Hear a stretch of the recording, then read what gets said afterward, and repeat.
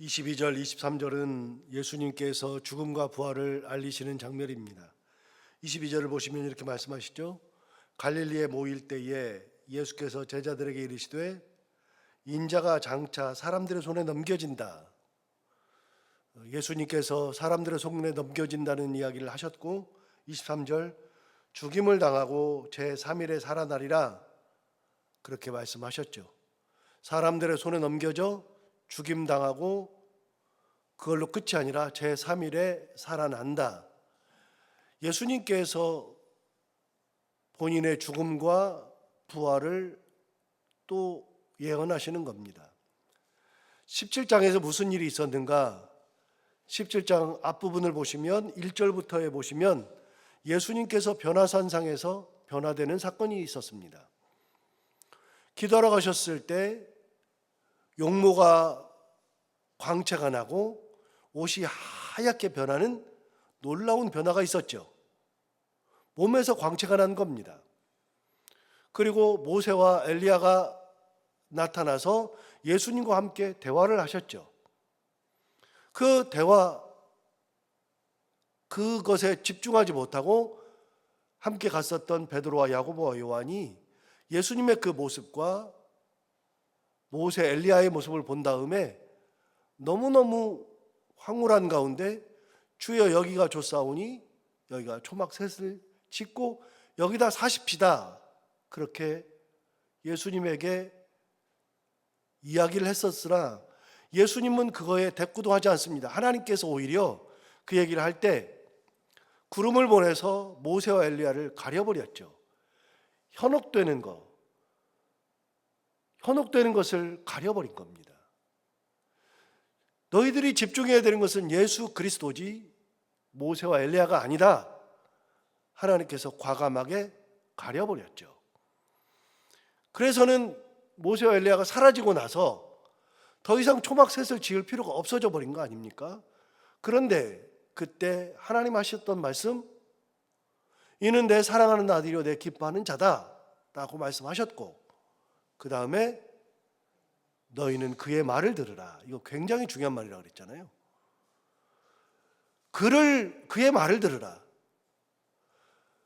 모세와 엘리야를 없애버리고 예수만 보이게 하고 예수의 말만 듣게 하셨던 하나님, 이 모든 거, 이게 17장에서 있었던 내용입니다. 17장에서 보면 이렇게 놀라운 사건이 있었죠. 분명히 하나님의 의도가 있었죠. 예수님의 뜻이 있죠. 예수님의 뜻은 이곳에 사는 것이 뜻이 아니에요. 하나님의 놀라운 그 섭리는 이곳에 머물러서 초막셋을 짓는 게 아니라 예루살렘에 가서 고난받고 죽임당하고 사흘 만에 살아나야 한다. 이게 하나님의 뜻인데 그 뜻을 하나님이 말씀하시는 거예요. 그만 봐라, 그의 말만 들어라, 하나님의 뜻이죠. 그런데 그것을 생각하지 못해요, 제자들은. 그러니까 예수님한테 그런 소리를 듣고 하나님 앞에 그 소리를 듣고 내려오는데 허탈한 겁니다. 아, 이게 뭐지? 우리가 봤던 게 뭐지? 근데 엘리야를 봤으니까, 아니 엘리야를 봤는데 엘리야가 이 서기관들이 맨날 엘리야가 먼저 와야 하리라 그러는데 이게 무슨 말입니까? 그랬더니 예수님 또 말씀하세요. 엘리야 왔었다. 왔었는데 사람이 못 알아보고 임의로 대접했다. 그래서 그를 죽였다. 그게 중요한 게 아니고요. 제자들은 엘리야가 먼저 와야 된다 그랬는데 그 엘리야, 봤던 엘리야, 지금 이 엘리야, 우리가 들었던 엘리야, 도대체 이게 무슨 의미가 있습니까? 라고 이야기했을 때 예수님께서 그 엘리야는 이미 왔었는데 못 알아보고 죽였지 않느냐, 그게 예수님께서 하시고자 하는 말씀이 아니라 그 다음 말씀이에요. 인자도 그와 같이 고난당하고 죽임당한다 라고 하는 말씀을 또 하신 거예요. 변화산 사건에서 그리고 내려오면서 예수님 하셨던 말씀은 죽음에 대한 이야기예요. 우리가 변화산 사건에서 이야기할 때 그때 모세와 엘리야가 예수님과 함께 대화한다 그랬잖아요. 마태복음에서는 대화의 장면이 안 나오는데 누가복음에서는 대화의 장면이 나온다 그랬죠. 누가복음에 나오는 대화의 장면은 뭐냐면 모세와 엘리야가 나타나서 예수와 함께 예루살렘에서 죽임당하는 것을 이야기하더라. 이게 대화였어요. 나중에 알고 보니까, 누가가 알고 보니까 예수님의 대화는 뭐 거창한 것이 아니라 죽임당하는 거였다. 그게 뭐냐? 하나님의 섭리, 하나님의 뜻이죠. 그 일이 있었어요. 내려왔더니 귀신 들린 아이를 고쳐달라고 한 겁니다. 그거를 고쳐줬어요. 자, 17장에서 제자들의 입장에서 봤을 때에는 엄청난 변화산 사건 일어나고 귀신 들린 아이를 고쳐주고 진짜 황홀한 사건들이 있었죠. 그러니까 이 황홀한 순간에 예수님은 또 내려와서 하신 말씀이 뭐냐? 갈릴리에 가가지고서 하신 말씀, 모인 사람들이 있었는데 그들이 제자들과 함께 싹 모일 때 예수님께서 또 말씀하셨다. 뭔 말씀? 오늘 이 말씀이잖아요. 인자가 장차 사람들의 손에 넘겨져서 죽임당하고 제3일에 살아나리라. 자, 제자들은 이 말이 이해가 또 안 돼요. 그런데 우리가 성경을 이제 읽고 해설을 듣고 이렇게 하다 보니까 이 말씀은 이미 변화산 사건에서도 하나님의 그 은혜 말씀 가운데 있었어요. 모세와 엘리야랑 만나서 같이 죽음에 대해서 이야기를 했고, 내려오면서 도대체 엘리야가 먼저 와야 된다 그랬는데 그 말이 무슨 말입니까? 왔었어, 못 알아본 거야, 죽인 거야. 근데 그게 아니라 더 중요한 것은 나도 그렇게 고난당하고 죽임당할 거야. 예수님 말씀하셨어요. 그러니까 제자들만 못 알아들었지, 그 당시에 제자들만 못 알아들었지, 이미 하나님도 말씀하시고 그게 하나님 뜻이고 예수님 말씀하셨고 대화 가운데에도 이야기가 됐었고, 이거는 뜬금없는 말씀이 아니라 17장 내내 하시던 말씀입니다. 그런데 이게 죽음과 부활에 대한 이 예언의 말씀이 첫 번째가 아니라 두 번째라 그랬잖아요. 자, 결론. 마태복음의 죽음과 예언에 대한 예수님의 그 말씀이 몇 번 나온다 그랬죠? 제가 얘기했는데 3번 나온다 그랬어요? 3번. 그 첫 번째는 16장에서 나왔어요. 이미 16장에서. 자, 16장 넘어가서 보시면 16장 21절.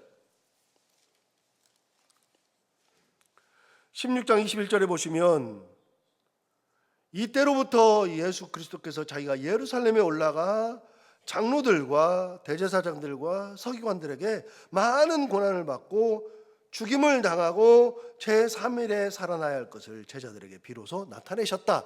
그러니까 16장 21절에서 이미 이 말씀을 하셨어요. 이게 1차 죽음과 부활에 대한 예수님의 예언. 그런데 이 말씀도 언제 하셨어요? 이 말씀 바로 위에 보시면 가이사랴 빌립보 가이사랴 지방에서 예수님께서 고백받으신 다음이죠. 여러분, 빌립보 가이사랴 이 지방이 어떤 지방이라 그랬어요? 신생도시라 그랬잖아요. 새로 만든 도시죠. 가이사랴가 나오면 새로 만든 도시예요. 왜요? 가이사는 로마 황제 이름이 가이사니까요. 도시를 만들어서 가이사에게 준 도시죠. 가이사. 신생도시면은 로마의 모든 문화가 다 들어와 있죠. 그럼 로마의 문화가 들어있으니까 로마식의 원형극장이 들어왔겠죠. 로마의 신들이 들어왔겠죠. 로마의 신들을 섬기는 그런 성전이 있겠죠. 그래서 가이사랴 빌립보에 가면은 판신전, 즉 범신전, 신이 많은 모든 신을 섬기는 신전, 그 신전이 빌립보 가이사랴에 있습니다. 그게 산이 이렇게 있는데 그 산이, 이 산이 돌산이에요. 약간 돌이 있어요. 그 산을 이렇게 산 가운데를 뚫어가지고, 구멍을 뚫어가지고 거기다가 판신전을 만든 거예요. 거기서 모든 신들을 다 섬겼습니다. 그런데 그 판신전이 있는 데서 사람들은 모든 것을 다 신이라 그래요. 이것도 신, 저것도 신, 돌도 신, 산도 신, 물도 신, 다 신인데, 그래서 예수님 물어보잖아요. 사람들이 날 누구라 하더냐? 예수님은 예레미야라고 하기도 하고 엘리야라고 하기도 하고 뭐 다른 선지자라고 세례 요한이라고 하기도 하고 뭐 선지자 중에 하나라고 얘기합디다. 너희는 나를 누구라 하냐? 이런 신이 많은데 너희는 나를 누구라 하느냐? 그때 베드로가 고백했다 그랬잖아요. 주는 그리스도시요 살아계신 하나님의 아들입니다. 그 많은 신을 섬기는 곳에서 주는 그리스도라고 하는 것은 구원자라 그랬죠. 주님은 구원자시요 살아계신 하나님의 아들입니다 라고 이야기할 때는 이런 모든 신 중의 신이 아니라 하나님의 아들, 참신이신 하나님, 그 아들이신 참신임을 고백받으신 거라 그랬잖아요. 그래서 이 고백이 중요한 거예요. 진짜 중요한 거예요. 그런데 저처럼 성지순례를 이스라엘만 6번 다녀온 사람은 가이사랴 빌립보를 6번 갔다 왔으니까요. 그냥 거기에서 이 사건이 있는 것이 머릿속에 들어있어요. 근데 이게 왜 중요하냐면요.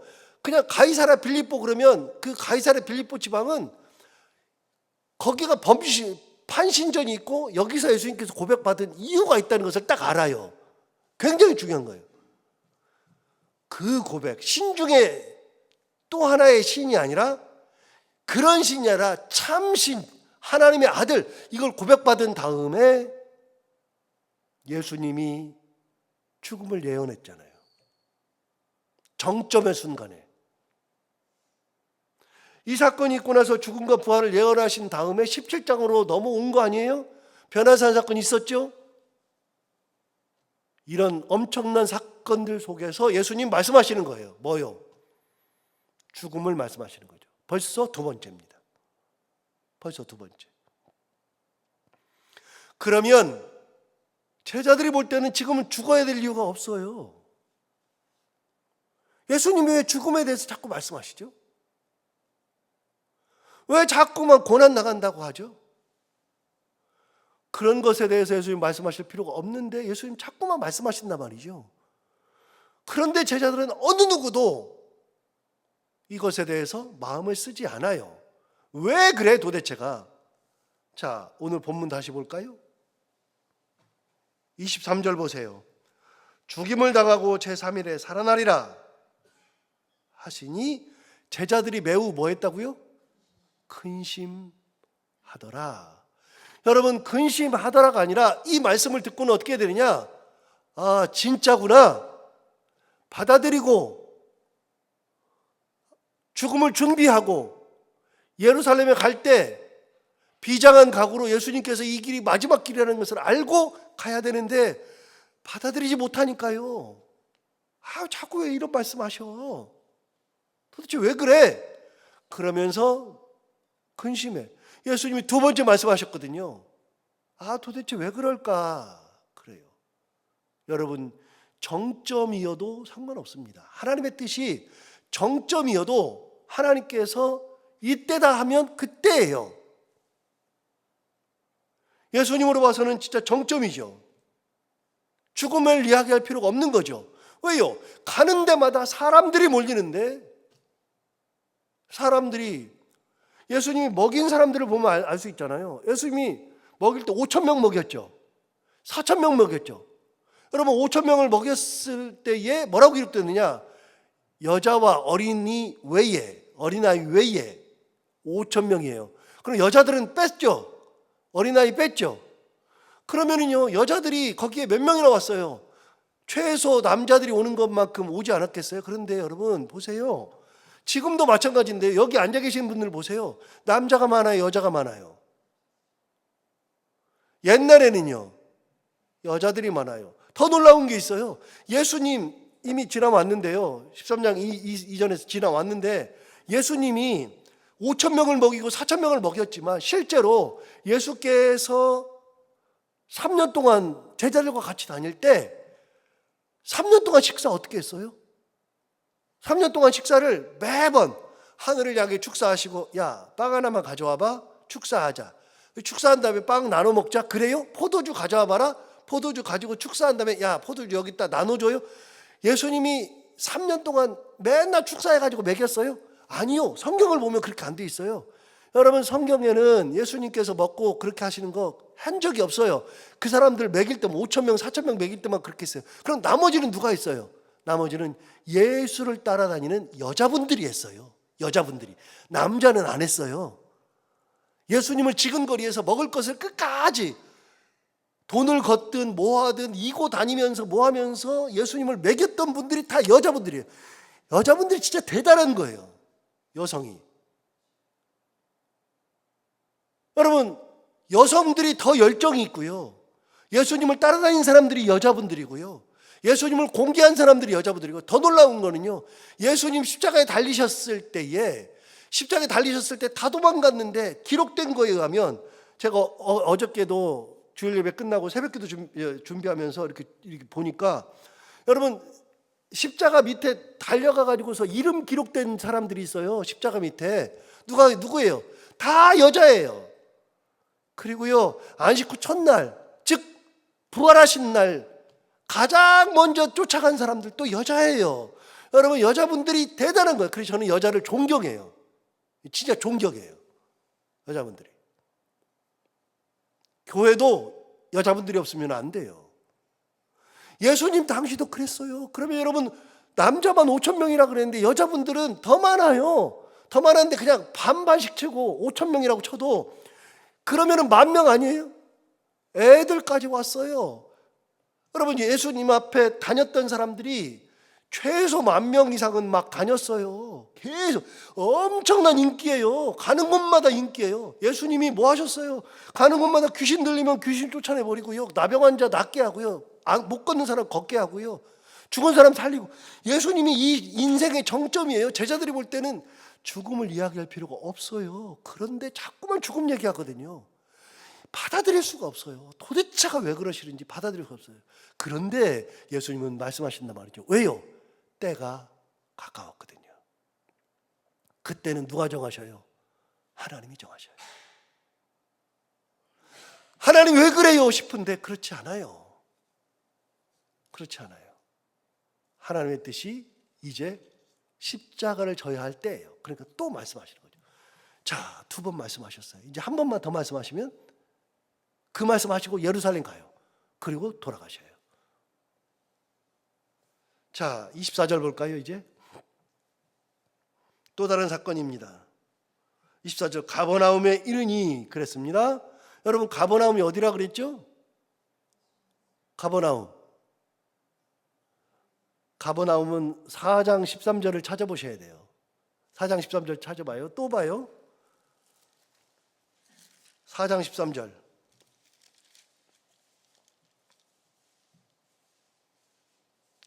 4장 13절에 보시면 나사렛을 떠나, 나사렛이 예수님의 고향이잖아요.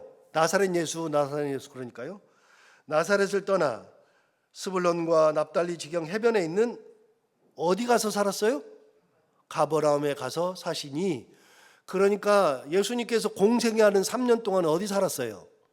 가버나움이에요. 가버나움에 살았어요. 그래서 예수님의 고향은요, 예수님이 머물렀던 곳은요, 태어날 때는 베들레헴에서 다 죽이려고 그러니까 애굽으로 도망가 가지고서 애굽에서 2, 3년, 그리고 애굽에서 가나안 땅으로 돌아오는데 유대 지방의 왕이었던 아켈라오가 워낙에 악하니까 거기로 가려고 그러는데 아켈라오 때문에 또 죽을 것 같아 가지고 망설이니까 천사가 일어나서, 야, 나사렛으로 가. 그래서 나사렛으로 가 살았죠. 천사가 말씀하셔서. 나사렛은 누구 고향이냐? 요셉과 마리아의 고향이죠. 그 나사렛, 갈릴리 지방의 나사렛이죠. 거기서 30여 년을 산 겁니다. 그 다음에 마지막 공생기 기간에 사셨던 마지막 3년은 어디 살았다고요? 가버나움. 가버나움이 예수님의 마지막 사셨던 동네입니다. 가버나움은 기억해둘 만합니다. 가버나움이 갈릴리에서 가장 큰 도시 중에 하나고요. 거기를 가시면, 이미 다녀오신 분도 있지만 거기를 가시면 베드로 장모가 고침당했던 베드로의 집이 거기 있습니다. 베드로 집 터 위에 지금 교회가 세워졌는데, 그 교회가 어떤 교회냐? 이렇게 생겨가지고 이 배 모양으로 만든 교회가 있습니다. 거기가 베드로 집터입니다. 베드로 집터 바로 옆에 회당이 있습니다. 걸어서 한 10초, 20초, 30초, 아주 여기서 저기 끝에 가는 정도, 조금만 가면은 바로 회당이 있습니다. 그러니까 베드로 집터는 회당 옆에 있습니다. 거기에 예수님이 가버나움에 사셨죠. 여러분, 베드로의 고향, 베드로가 살던 데가 가버나움이죠. 그래서 사실은 베드로가 그 제자로 부르심을 받았지만 사실은 베드로는 예수님과 같은 동네에 있었던 그런 어부죠. 예수님이 알았을 가능성이 굉장히 큽니다. 어찌되었든 그 베드로 집터 바로 옆에 가버나움에 회당이 있습니다. 그러니까 갈릴리 지방의 가장 큰 회당이 가버나움에 있습니다. 자, 제가 회당 이야기를 하는 이유가 있겠죠. 자, 다시 볼까요? 24절.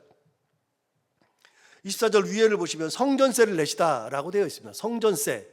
성전세는 회당에서 걷는 거니까요. 자, 24절 다시 보시면 가버나움에 이르니 반세계를 받는 자들이 베드로에게 나와 이르되 너희 선생은 반세계를 내지 아니하느냐 그랬습니다. 여러분, 반세계를 받는데요. 반세겔이라고 하는 것을 받는다 그러는데 도대체 반세겔이라는 것이 무엇을 하는 것인데, 여러분 반세겔 찾아봐야죠. 출애굽기 30장 가보겠습니다.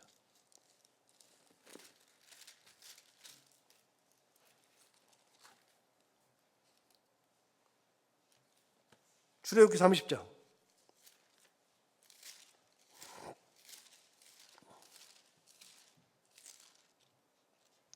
30장 11절부터인데요.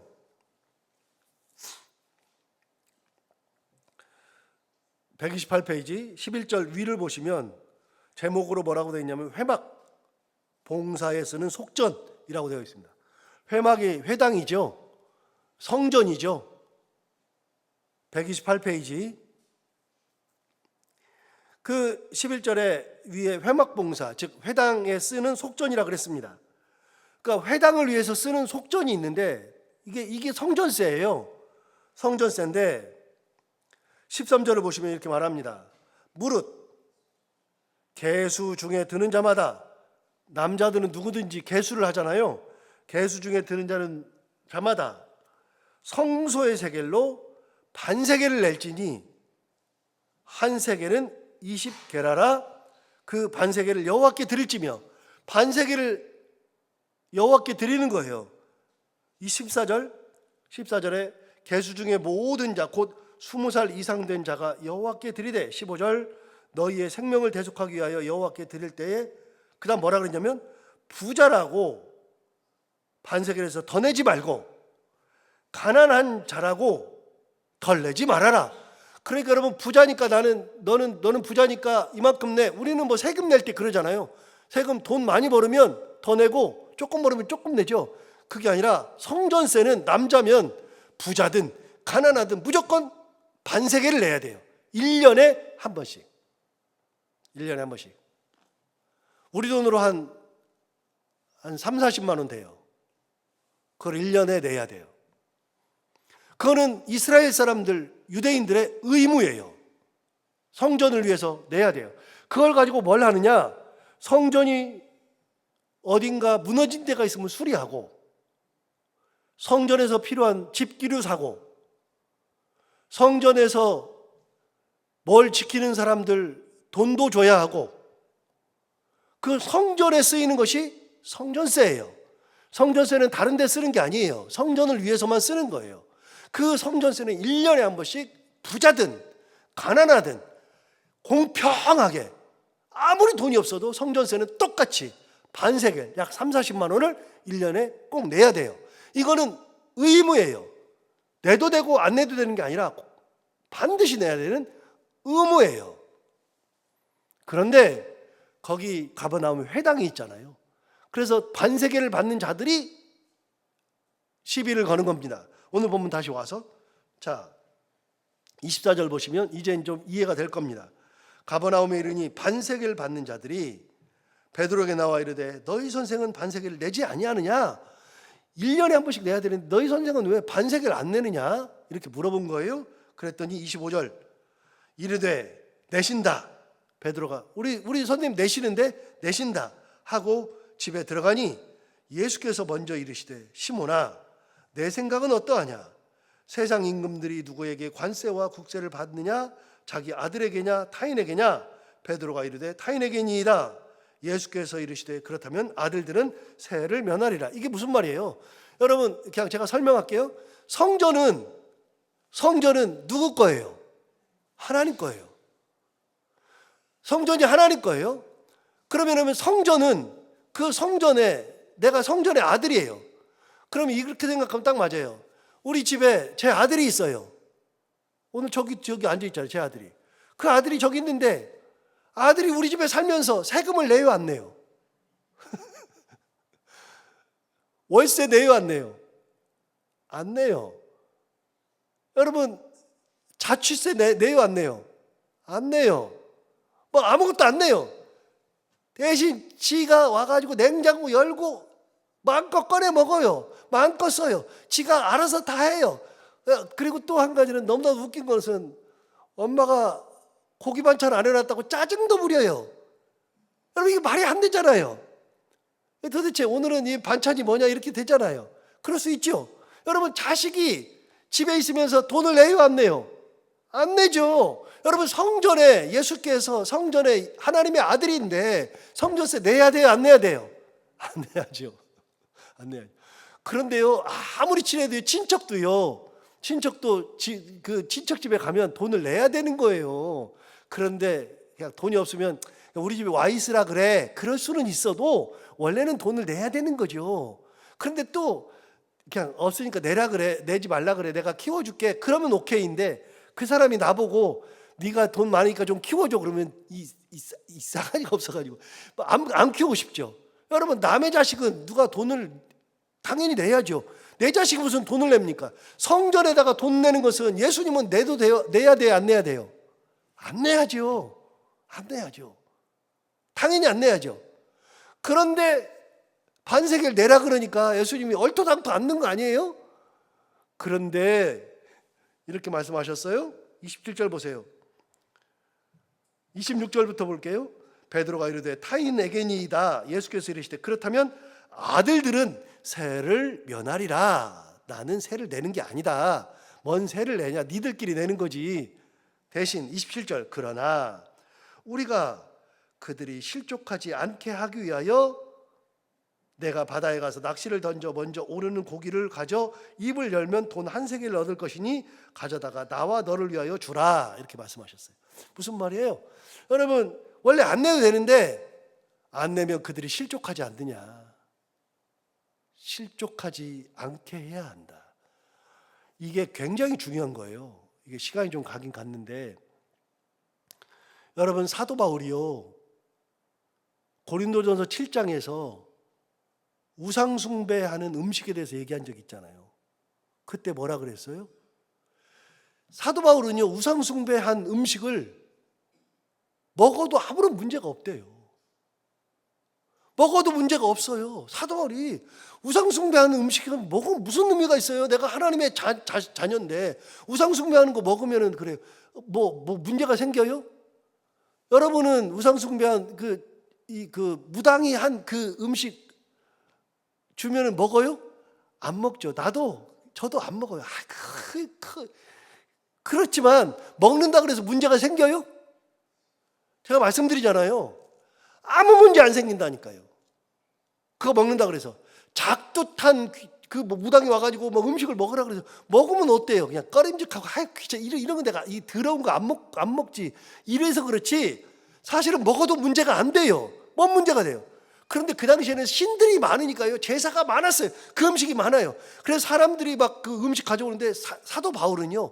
이걸 먹어도 아무런 문제가 안 돼요. 내 안에 예수님 계시는데 우상 숭배하는 음식을 먹는다고 뭐가 문제가 돼요? 나는 괜찮아. 그런데 내가 먹으면 이제 신앙 가진 사람들이 실족하니까 저 예수 믿는 사람들이 저걸 먹네. 실족하니까 사도 바울이 뭐라 그러냐? 그래서 나는 그 사람들을 실족하지 않게 하기 위하여 안 먹는다. 안 먹을 뿐이지 못 먹는 건 아니다. 먹어도 괜찮다. 중요한 거예요. 여러분 신앙을 먼저 가진 분들은요. 신앙을 먼저 가지고 신앙이 깊은 분들은요. 내가 그걸 한다 그래서 꺼리끼지 않아요. 그래도 신앙이 없는 사람들을 위해서 실족하지 않기 위해서 절제해야 되는 거예요. 절제. 굉장히 중요한 거예요. 이게 신앙의 미덕이에요. 예수님 말씀하시잖아요. 실족하지 않게 하기 위하여 성전세 내자. 나는 안 내도 되지만 내자. 그래가지고서 물고기 잡아가지고 입 벌리면 거의 한 세겔 나올 테니까 네 거랑 내 거랑 나눠내라. 또 많은 사람들은 또 우리 예수님이 또 물고기 해가지고서 뭐 한 세겔을 어떻게 이렇게 그런 거 이런 거 주목하지 말고 이게 중요한 게 아니니까. 진짜 중요한 거는 다른 사람을 실족하지 않게 하시려는 예수님의 마음, 그걸 가지고 내는 거죠. 모든 사람의 의를 이루는 거죠. 굉장히 중요한 거예요. 이게 신앙이죠. 자, 오늘 예수님께서 죽음을 또 말씀하시고 받아들이기 어려워도 그게 하나님의 뜻이면 그때가 되면 그 길을 가야 한다 하는 거. 그리고 많은 사람들을 실족하지 않기 하기 위해서 예수님은 의를 이루시고 그 사람들을 위하여서 성전세까지 되시는 그 예수님의 그 모습을 보면서 우리 신앙인들이 많은 사람들, 많은 그 어린 신앙인들에게 실족하지 않는 그런 은혜 가운데 신앙생활하는 거 기억하면서 오늘 하루도 이 말씀 가운데 살아가는 우리 모두가 다 되기를 바랍니다. 기도하겠습니다. 하나님 아버지 감사합니다. 오늘 귀한 말씀 우리를 깨우쳐주셔서 감사합니다. 이 말씀 듣고 우리가 또 힘을 내고 오늘 말씀 가운데 우리가 다 묵상하면서 귀한 하루를 보내기 원합니다. 말씀 주신 것처럼 때가 되면 하나님의 뜻이 이루어진다는 거 다시 한번 생각하고 하나님의 뜻이 어디 있는지 우리의 삶 가운데 하나님의 뜻, 섭리 그걸 항상 생각하며 하나님의 뜻을 이루는 저희들이 되게 하여 주옵시고 우리가 먼저 된 자로서 예수님과 같이 사도 바울과 같이 다른 사람들을 실족하지 않게 하는 그런 신앙, 다른 사람을 세워주고 다른 사람들을 섬길 수 있는 그런 신앙 가지고 살아갈 수 있는 저희들 모두가 다 되게 하여 주옵소서. 하나님 아버지 오늘도 하루를 살아갈 때 이 말씀을 기억하며 살게 하여 주옵시고 오늘도 기도하는 사랑하는 성도들이 있습니다. 한 분 한 분의 그 마음의 소원과 기도의 제목이 있사오니 하나님 그 소원과 제목을 다 기억하시고 들어 응답해 주시기 원하며 오늘도 해야 되는 것들을 기쁨으로 잘 감당하고 만나는 분들과 함께 웃고 행복한 하루가 되게 하여 주옵소서. 감사하며 예수님 이름으로 기도하옵나이다.